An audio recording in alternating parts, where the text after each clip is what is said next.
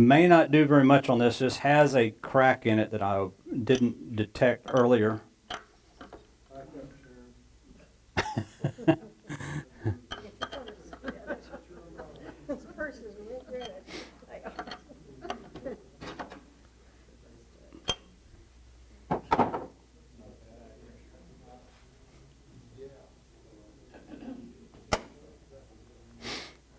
Okay, same thing we saw before. You can see the points.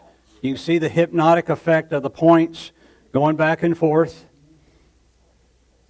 You really want to mess with somebody, color one side green, one side red, one side yellow, and bring your spouse out and let her look at it, or him look at it, and make suggestive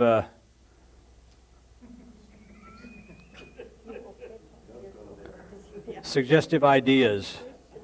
Honey, I'd like a new car. Honey, I'd like a new shop. Honey, that new Vicmark lathe won't do this to you.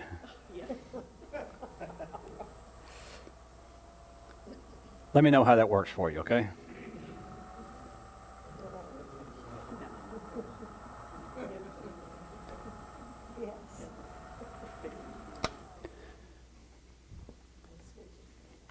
Okay, remember, the points are in the intermittent cut area. The blue diamond we saw earlier is in the solid wood area. Whenever you have whenever you cut, who's a farmer? Who's a rancher? Who's ever used corrugated culvert pipe? Cut it on a slant, what do you get? You get an ellipse, right? That's what we're going to create. We're going to create an ellipse right here.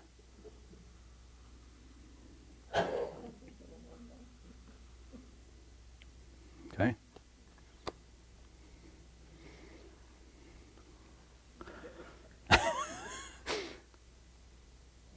We're going to create an ellipse right here.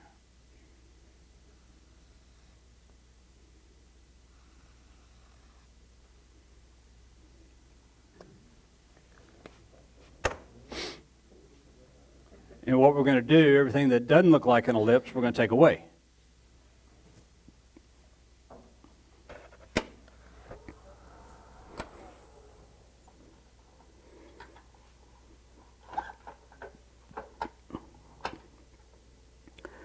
Again, this is an intermittent cut until I get down to the blue wood, the blue diamond in the center. Remember my graphic earlier, the solid blue?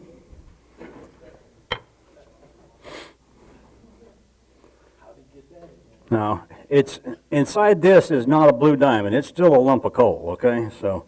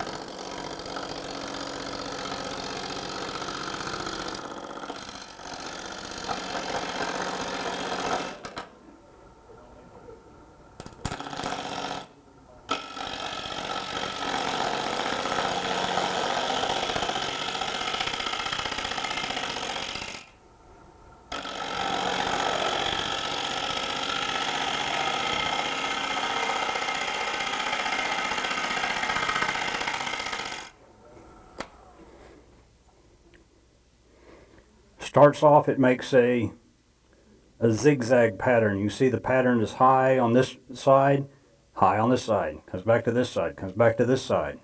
Okay, you see here's the center line, and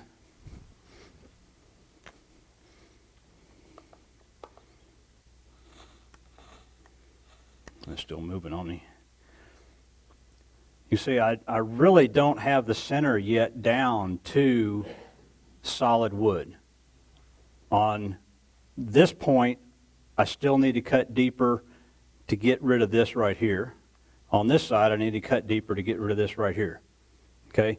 You'll see my shape My shape is starting to create the ellipse, but where I don't have it set yet, it still has this little bump. I'm going to take that bump out of there. When I get that bump smoothed out, and what I'm trying to do is get the wing on the left side, or the leading side, and the wing on the back side to meet in the middle. And until I've gone deep enough with this center cut, they're not going to meet. It's going to have this bump in here. It's going to have this transition.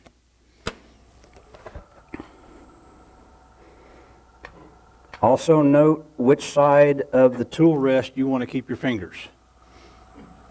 Okay? Because you got a 6-tooth buzzsaw swinging on the business side of this tool rest.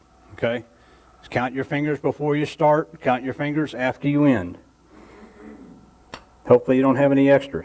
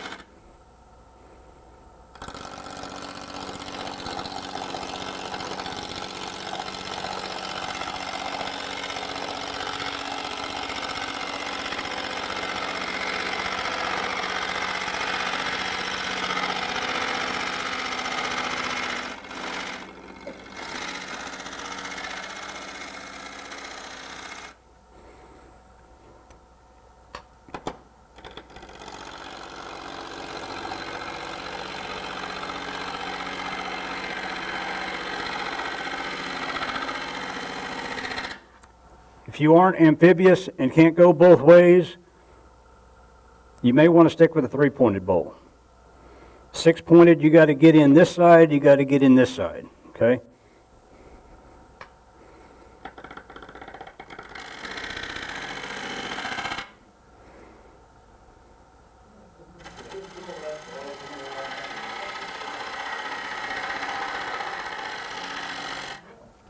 I'm sorry, there was a question from the floor?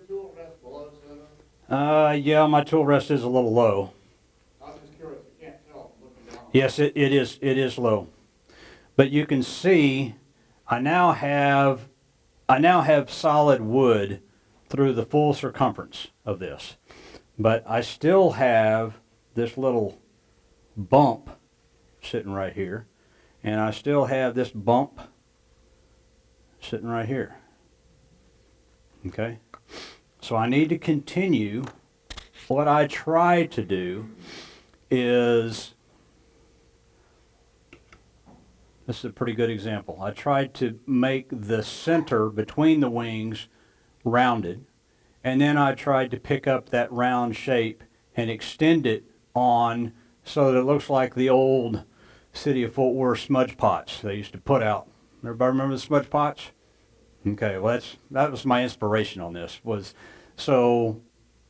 And on different ones of these, I think the ones that I showed around earlier, the bottom, I continued the curvature out the bottom, so it looks like a sphere with 6 wings on it. This one, I decided to undercut the bottom so that it deliberately sits on the wings rather than sitting on the bottom and letting the wings stand proud of the table. Sharon, go ahead and show that one around. Okay, so I'm going to work a little bit more. I'm going to bring this tool rest up a little bit.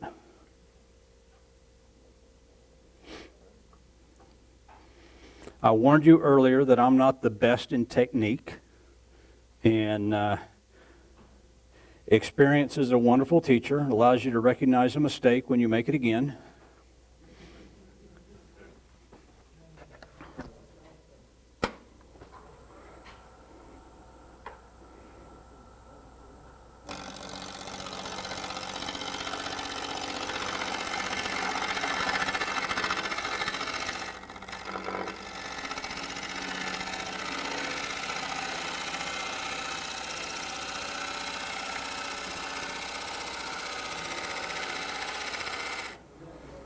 Is there a question?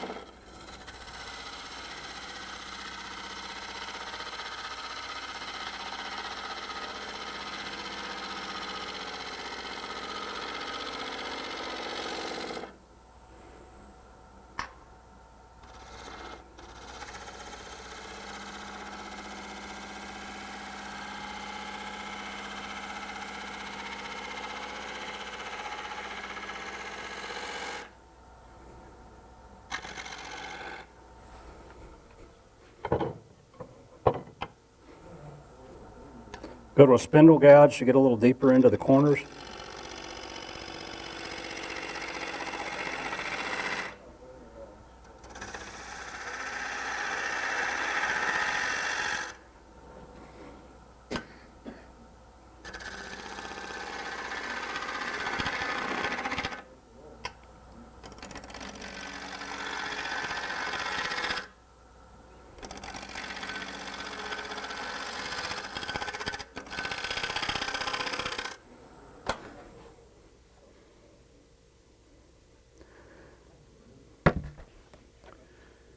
Trial and error, trial and error. You can see I still have a pretty good bump here on the transition. You can see how this wing and this wing are mirror images of each other, but you can see I still have this hump out here in the middle. I still have a little bit of a hump on this side. This side, I've actually got the two wings to match. Why is that? Because I wasn't perfectly cubic to start with. Okay, again, this is where you begin to see why the perfect cube is important. Because here, I've got a clean, crisp edge, clean, crisp ellipse all the way across. Here, I've got just a little bit of a bump. Here, I've got just a little bit more of a bump. Okay? Again, could be a feature, could be a design aspect. Do you want the wings to stand proud of the sphere, or do you want them to be flush with the sphere? In this case, I may have started off, I may have wanted them flush, but by virtue of still having a hump here and already getting full round here, I may just want to go ahead and make the sphere a little smaller so that the wings stand proud all the way around. Okay? Now, so I've done the shaping of the internal of the body. I really need to do some cleanup out here and start trying to dress up the outside. Now, I'm not, depending on what type of wood you use, you can get a lot of tear out, okay? The last demo I did, I started getting, tear out like I got on this cherry, okay? That gets pretty frustrating when you've taken all the time to size up this block, set this block, turn it, get it down to a point that you're getting fairly happy with the backside shape and the front side shape giving you a constant thickness of this wall, and as you start getting tear out. Like, man, that's when CA becomes your friend, okay? I have already put CA on these. But the other thing I'll probably want to do is come in with a blade, with a razor blade, and score the trailing edge of the fibers so they'll tend to break off versus tear out. I've never tried this. The last demo I did, a gentleman at the end of the presentation came up to me and said, "Have you ever tried using a knife and pre-cutting, pre-setting that tear-out zone?" I said, "No." So you're the first to get to see this, all right? So let's see how that's going to work.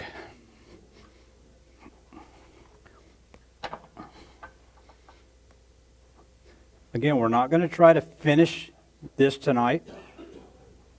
I'm trying to give you the knowledge and the benefit of knowing well,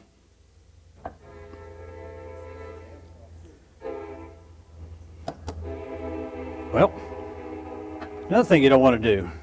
Just busted the point off that one. Train made me nervous.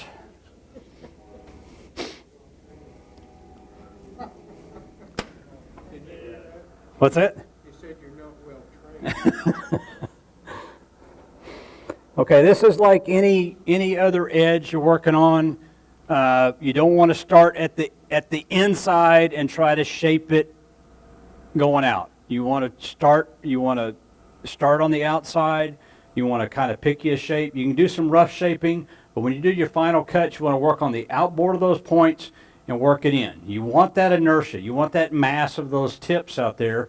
You don't want to get it thin on the inside, mean trying to work on a big honking block of wood hanging out on the outside. You'll knock it off every time, okay? So don't set yourself up for failure.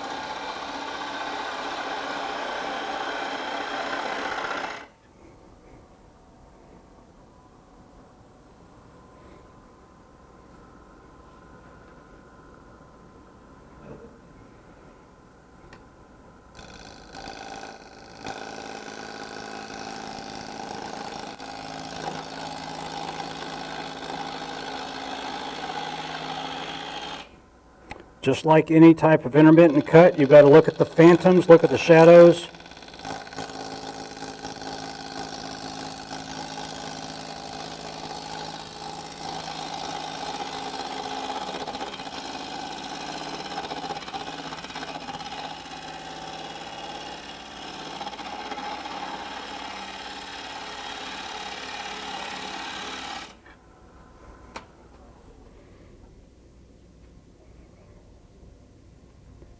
Same thing we had before.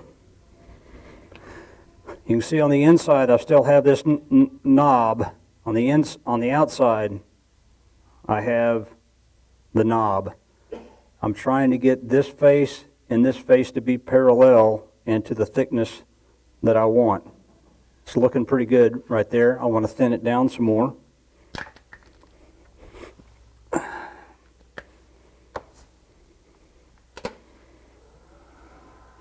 You can also see the shape of the sphere. I'm trying to continue from the inside to the outside.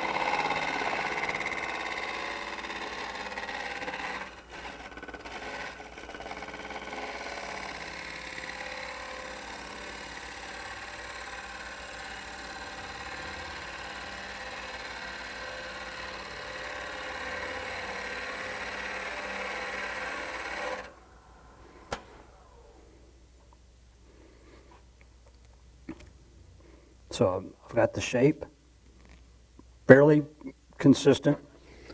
I've got my ellipse on the top side and ellipse on the bottom side are following each other. Still need to do some more blending on the circle to bring these bumps. Still got the bump here and still got the bump here.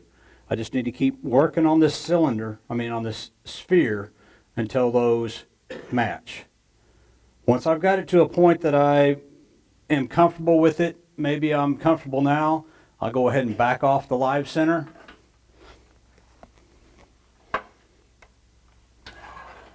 Do some hollowing in there, put a lip on it, put a flange on it, get it ready for a finial top or something like that. But in a nutshell, that's the progression of getting it to a working piece. So most of my demos, I end with a little story about my uncle up in Arkansas, who was a farmer, and one season he got his arm caught in a plow, took his arm off. And his friends found him, couldn't get him to the doctor in time, so they dropped him off at the vet. Took his arm, took him to the vet, and the vet managed to save his arm, sewed his arm back on.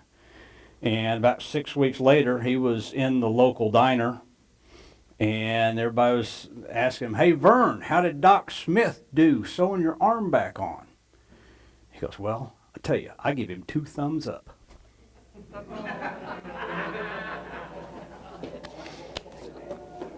So, ladies and gentlemen, I hope you'll give me at least 1 thumbs up. Thank you very much for your hospitality. I look forward to being a member of your club. Got a lot of friendly faces out there. You've made me feel welcome. Thank you very much. Appreciate it.